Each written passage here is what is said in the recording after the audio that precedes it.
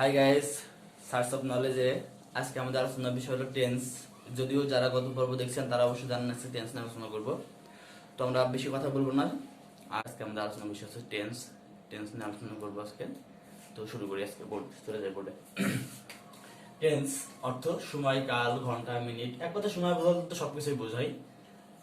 তো মূলত টেন্স মূলত তিন প্রকার। আমি একটু একবারে আপনাদের ক্লাসিফিকেশন করে দেখাইছি যে প্রেজেন্ট টেন্স একটু বুঝে নেবেন, present tense, past tense, future tense. এখন প্রেজেন্ট টেন্সকে আবার চার ভাগে ভাগ করা হয়েছে, আপনারা জানেন। পাস্ট টেন্সকেও আবার ঠিক চার ভাগে ভাগ করা হয়েছে, ফিউচারকেও চার ভাগে ভাগ করা হয়েছে। এখন আমি এই পি দিয়ে মূলত প্রেজেন্টকে বোঝাচ্ছি, যেহেতু বোর্ড শর্ট সেহেতু আমি সংক্ষেপে লিখছি। প্রথমত কি প্রেজেন্ট টেন্সকে চার ভাগে ভাগ করেছে, সেটা হচ্ছে present indefinite tense, present continuous tense, present perfect tense, present perfect continuous tense. এখন আমাদের প্রেজেন্ট টেন্স জানতে হলে অবশ্যই present indefinite, present continuous, present perfect continuous tense সম্পর্কে আলোচনা করতে হবে। যেমন প্রেজেন্ট ইনডিফিনাইট টেন্স বলতে কি বোঝায়? প্রেজেন্ট ইনডিফিনাইট টেন্স তো ঘটমান, প্রেজেন্ট ঘটমান কাল, আর প্রেজেন্ট কন্টিনিউয়াস ঘটমান মানে ঘটতেছে, চলতেছে, এমন শেষ হয় নাই। এক কথায় প্রেজেন্ট মানে বর্তমান, যেটা এখনো মানে রানিং আছে বাট শেষ হয় নাই। আর পাস্ট বলতে কি, যে কাজটা আগে হয়ে গেছে, যেমন সে মারা গেছে বা সে চলে গেছে, অর্থাৎ অতীত। অতীতকাল বোঝালে আমরা মূলত পাস্ট টেন্সকে বোঝাই। তো আমরা আলোচনা আসলে অবশ্যই বুঝতে পারবো।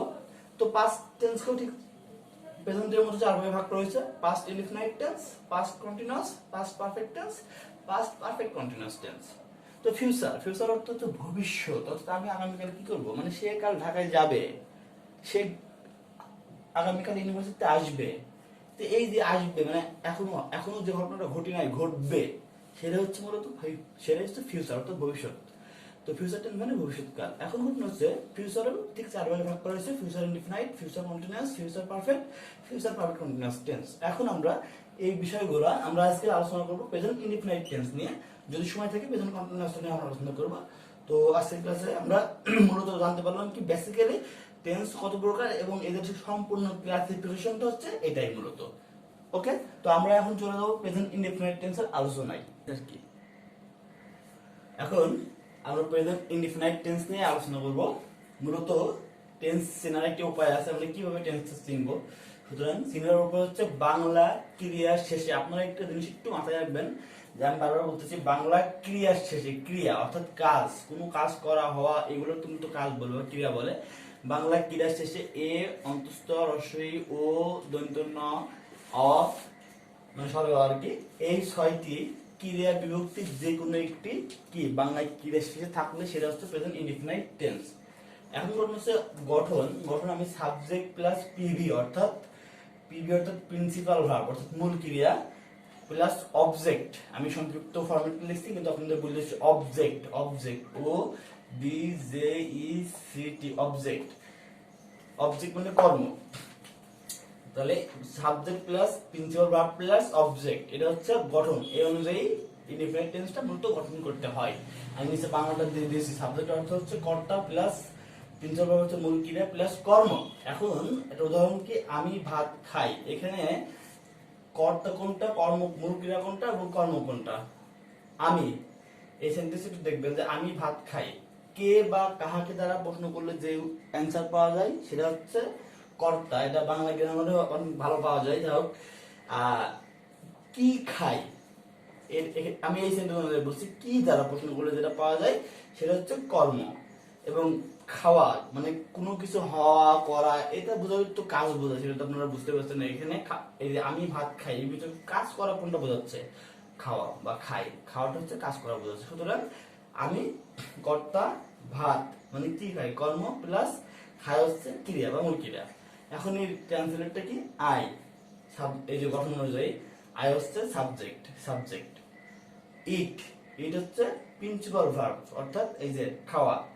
আই ইট এবং কি খাই, অবজেক্ট, এই যে কর্ম, অবজেক্ট, এই যে অবজেক্ট। হ্যাঁ, তো আমরা বুঝলাম কি যে কিভাবে একটা সেন্টেন্স এই যে গঠন অনুযায়ী কিভাবে বসে এবং কাকে কর্তা বলে, কাকে কর্ম বলে এবং ক্রিয়া কোনটা।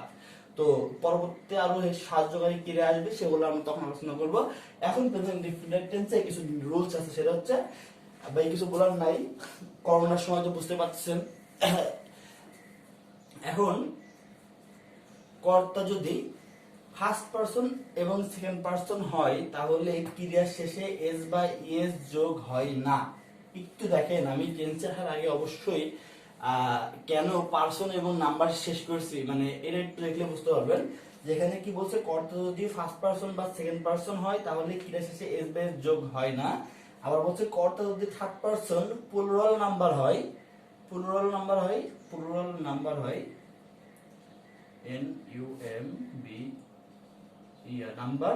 হলে এর যোগ হয় না। শুধুমাত্র মনে রাখবেন, শুধুমাত্র কর্তা যদি থার্ড পারসন সিঙ্গুলার নাম্বার হয় তাহলে এস বাই এর যোগ হয়। বোর্ড ছোট কারণে কিছু লেখা হয় নাই, কিন্তু মুখে বলে দিচ্ছি, একটু শুনবেন। কর্তা যদি থার্ড পারসন সিঙ্গুলার হয়, হলে দিছি আমি, সিঙ্গুলার নাম্বার হবে, আপনারা তো নাম্বার শিখছেন। তো কর্তা যদি থার্ড পারসন সিঙ্গুলার নাম্বার হলে এস বাই এর যোগ হয়, শুধুমাত্র থার্ড পারসন সিঙ্গুলার নাম্বার হলে। এখন আমি এর প্রত্যেকটার এক্সাম্পল দিতে পারতাম এখানে।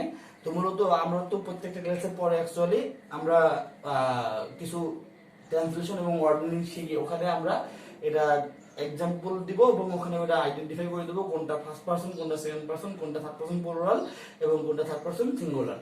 তো এখন আমরা শিখবো কি যে কোথায় এস যোগ হয় আর কোথায় ই এস যোগ হয়। তো আমরা এস কোথায় ইএস কোথায় যোগ হয় এখন দেখবো।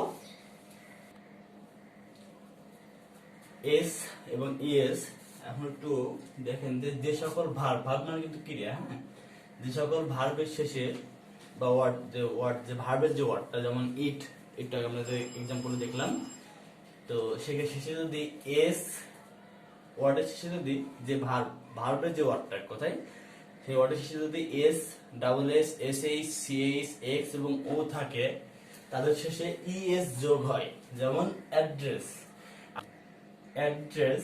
অ্যাড্রেসে কি A double D R E double S, এই যে ডাবল এসটা আছে, হ্যাঁ, সুতরাং লাস্টে কি হবে, ইএস যোগ হবে, অ্যাড্রেসেস। তারপর কি বক্সের লাস্টে এক্স আছে, এই যে এক্স, তাহলে এক্স থাকলে কি হয়, ইএস যোগ হয়, বক্সেস। এখন 2 নম্বর উত্তর আছে, একটু ভালো করেন।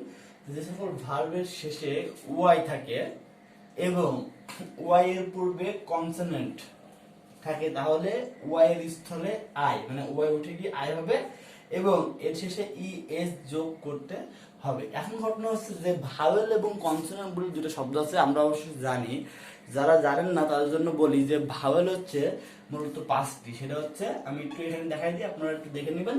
ভাওয়েল হচ্ছে 5টি, এ, ই, আই, ও, ইউ। এই 5টাকে বলা হচ্ছে ভাওয়েল। এই ভাওয়েল বাদে, এই 5টা বাদে যে ওয়ার্ডগুলো আছে ইংলিশে, সেগুলো বলা হচ্ছে কনসোনেন্ট। এখন ঘটনা হচ্ছে, যদি ভার্বের শেষে ওয়াই থাকে এবং ওয়াই এর পূর্বে যদি কনসোনেন্ট থাকে, অর্থাৎ এই 5টা বাদে যে কোনো অক্ষর থাকে, সেক্ষেত্রে ওয়াই উঠে গিয়ে আই হবে এবং এর শেষে এর যোগ হবে। যেমন apply, A double P L Y, আমরা দেখি কি ওয়াই এর আগে এল আছে, মানে ভাওয়েল না। সুতরাং অ্যাপ্লাই পরিবর্তন হয়ে হবে কি, ওয়াই উঠে গিয়ে আই হইছে, এই যে ই এর যোগ হইছে। এখন কিন্তু একটা জিনিস মাথায় রাখবেন যে ওয়াই এর পূর্বে যদি ভাওয়েল থাকে, অর্থাৎ এ, ই, আই ও ইউ এর যে কোনো একটি থাকে, তাহলে কিন্তু শুধুমাত্র এর যোগ হয়। থাকলে শুধুমাত্র এস যোগ হয়। একটু ফলো করুন, এস যোগ করতে হয়। তো যেমন স্টে, এসটে মানে অবস্থান করা, এসটে, এস টি এ ওয়াই, এসটে, এই যে ওয়াই এর আগে কিন্তু এ আছে, এ কিন্তু অবশ্যই ভাওয়েলের একটা, সুতরাং শুধুমাত্র এস যোগ হয়ে স্টে হইছে। এখন ঘটনা হচ্ছে, তাহলে আমরা দেখলাম কি শুধুমাত্র উপরে এই যে একটা এবং এই দুইটা রুলস বাদে আর যত মানে ভার্ব আছে সব ক্ষেত্রে শুধুমাত্র এস যোগ হয়। শুধুমাত্র ই এস যোগ হয় কোথায়, আমরা এই যে দুটো রুলস দেখলাম, এই দুটো রুলসে ই এস যোগ হয়, বাকি ক্ষেত্রে এস যোগ হয়। সুতরাং প্রেজেন্ট ইনডেফিনাইট টেন্সে কোথায় এস যোগ হয়, কোথায় ই এস যোগ হয়, এটা সমস্যা মানে সমাধান হয়েছে। এখন আমরা দেখব প্রেজেন্ট ইনডেফিনাইট টেন্সে কিছু কয়েকটা মানে ফ্যাক্ট আছে, যেমন হচ্ছে চিরন্তন সত্য বোঝালে প্রেজেন্ট ইনডেফিনাইট টেন্স হয়, অভ্যাসগত, তারপরে আপনার এই ধরনের আর কি, সে বিষয়গুলো নিয়ে আমরা আলোচনা করবো। মূলত প্রেজেন্ট ইনডেফিনাইট টেন্স একটু বড়, দেন আমরা পরবর্তী অনেক ইজি হয়ে যাবে। তো আমরা এখন প্রেজেন্ট ইনডেফিনাইট টেন্সের বাকি অংশ নিয়ে আলোচনা করবো।